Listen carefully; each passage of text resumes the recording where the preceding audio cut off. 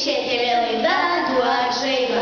Ir mes esame ypatingoje kovoje tarp grožio ir populiarumo. Čia vyksta pasiruošimas koncertui, kuris vyks tik vieną kartą ir tik Kaune. Taigi, einame klausytis.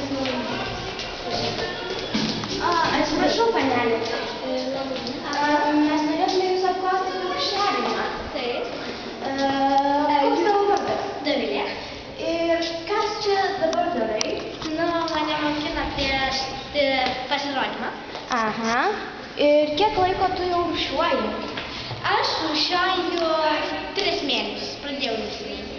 Aha. O ar skatini kitus rūšiuoti?